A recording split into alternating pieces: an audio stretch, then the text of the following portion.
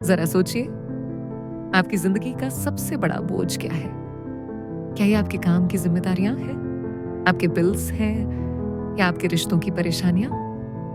नहीं, अक्सर सबसे बड़ा बोझ वो होता है जो हम हर दिन अपने साथ ढोते हैं। ये कोशिश कि लोग हमारे बारे में क्या सोचते हैं, क्या कहते हैं, क्या करते हैं, इसे कंट्रोल करें। कितनी बार आपने रात भर करवटें बदली हैं बस इसलिए कि कोई आपकी बात को गलत समझ गया? कितनी बार आपने अपनी शांति खोई है सिर्फ इसलिए कि किसी को समझा पाए कि आप सही हैं? और अगर मैं आपसे कहूं कि इस बोझ को उतारने का उपाय सिर्फ 2 शब्दों में छुपा है, 2 शब्द जो आपकी जिंदगी बदल सकते हैं। लेट देम, यानी उन्हें करने दो, उन्हें जज करने दो, उन्हें बात बनाने दो, उन्हें गलत समझने दो, उन्हें जाने दो, अगर वो जाना चाहते हैं। क्योंकि जब वो अपने नकारात्मक शोर में उलझे होंगे, आप अपनी जिंदगी बनाने में लगे होंगे। यही है मेल रॉबिन्स की किताब द लेट देम थ्योरी का असली संदेश। और आज हम इस किताब के सबक को गहराई से समझेंगे। क्यों ये विचार पूरी दुनिया में लाखों लोगों के दिल छू रहा है, और कैसे ये आपकी जिंदगी को भी हल्का, शांत और आजाद बना सकता है। हम एक ऐसे दौर में जी रहे हैं जहां हर जगह जजमेंट है। सोशल मीडिया पर लोग बताते हैं कि आप उतने अमीर नहीं हैं, उतने फिट नहीं हैं, उतने सफल नहीं हैं। ऑफिस में लगातार तुलना होती है। घर पर परिवार और रिश्तेदारों की उम्मीदें कभी कहीं हुई, कभी अनकही। और हम कोशिश करते रहते हैं सबको खुश करने की, सबको समझाने की, सबको साथ रखने की। लेकिन सच ये है कि चाहे आप कितनी भी कोशिश करें, सबको खुश करना नामुमकिन है। यहीं पर द लेट देम थियरी बिजली की तरह असर करती है। ये कहती है, लड़ाई बंद करो, कंट्रोल छोड़ो और अपने मन की शांति को वापस पाओ। अब सवाल ये है कि आखिर ये लेट थेम थ्योरी है क्या? इसका मतलब ये नहीं है कि आप हार मान लें। इसका मतलब ये नहीं है कि आप कमजोर हो जाए, और ये भी नहीं कि आप लोगों की हर बात से सहमत हो जाए। इसका असली मतलब है, आपको ये स्वीकार करना होगा कि आप लोगों को बदल नहीं सकते। आप उन्हें मजबूर नहीं कर सकते कि वो आपकी इज्जत करें। आप उन्हें रोक नहीं सकते अगर वो जाना चाहते हैं। आप उनके विचार नहीं बदल सकते, लेकिन आप हमेशा ये तय कर सकते हैं कि आप किस चीज को अपनी ऊर्जा देंगे। पहला सबक है, उन्हें वैसा ही रहने दो जैसे वो है। हम अक्सर इसलिए दुखी नहीं होते क्योंकि लोग हमें निराश करते हैं। हम दुखी इसलिए होते हैं क्योंकि हम उनसे उम्मीद करते हैं कि वो वैसा बने जैसे हम चाहते हैं। लेकिन हकीकत ये है, लोग वही होते हैं जो वो होते हैं, और जब वो अपना असली चेहरा दिखाते हैं, हमें उसे स्वीकार करना चाहिए। अगर कोई बार बार वादे तोड़ता है तो उसे वही रहने दो।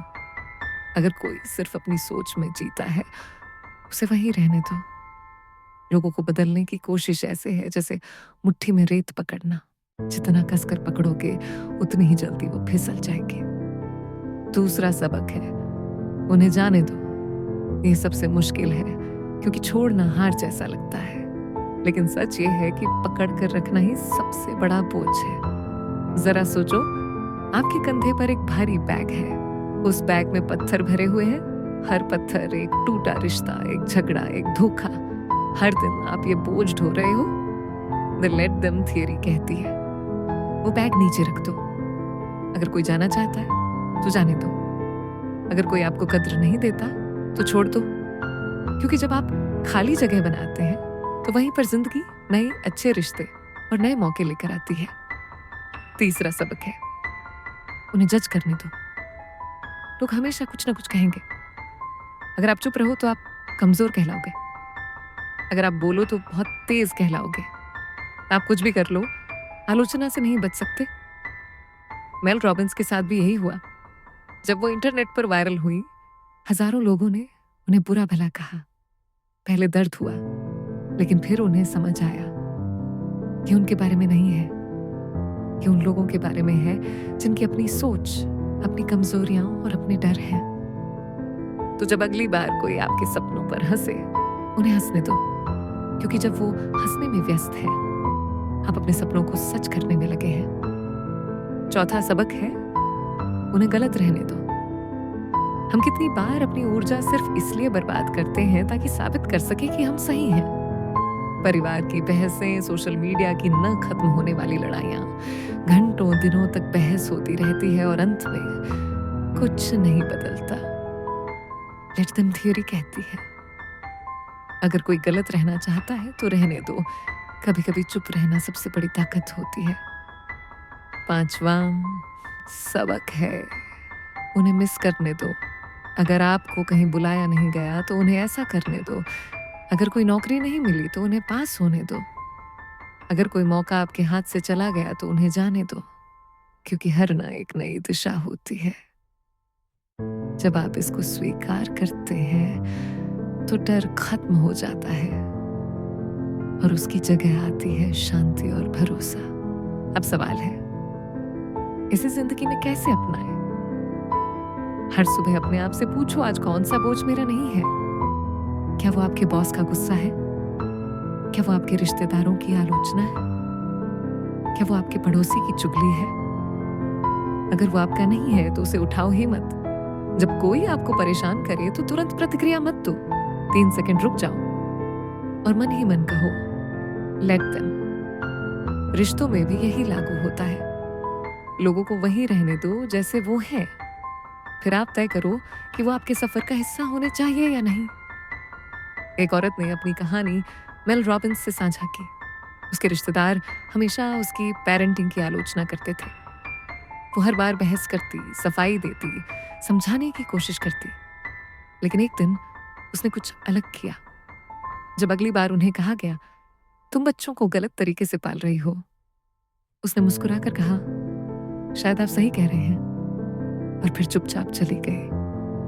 उसने बताया, उस दिन उसे ऐसा लगा जैसे उसके कंधों से 100 किलो का बोझ उतर गया हो। यही है इस थ्योरी की असली ताकत। ये दूसरों के बारे में नहीं है, ये आपके बारे में है।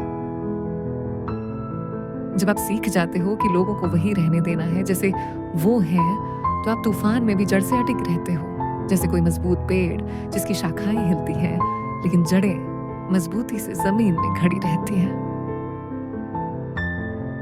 तो याद रखिए, आप दूसरों को कंट्रोल नहीं कर सकते, लेकिन आप अपनी प्रतिक्रिया हमेशा कंट्रोल कर सकते हैं। कभी कभी लोगों को जाने देना ही बढ़ने का सबसे अच्छा तरीका होता है। और जितना ज्यादा आप लोगों को जज करने, आलोचना करने या नजरअंदाज करने देते हो, उतना ही आप अपनी आजादी वापस पा लेते हो। आखिर में जिंदगी बहुत हल्की हो जाती है जब आप वो बोझ उठाना बंद कर देते हो जो कभी आपका था ही नहीं। तो अगली बार जब आपको लगे कि लोग आपको गलत समझ रहे हैं, छोड़ रहे हैं या जज कर रहे हैं, बस मन ही मन कहिए, लेट देम। क्योंकि जिस पल आप कंट्रोल छोड़ते हो, उसी पल आप सच्ची शांति पाते हो। और अगर इस किताब का ये सारांश आपको मददगार लगा तो चैनल को सब्सक्राइब करें और औरों के साथ शेयर करें। और हाँ, यही सारांश और भी शानदार किताबों का हिंदी में हम the book Bloom Hindi channel पर लेकर आते हैं। जरूर देखें।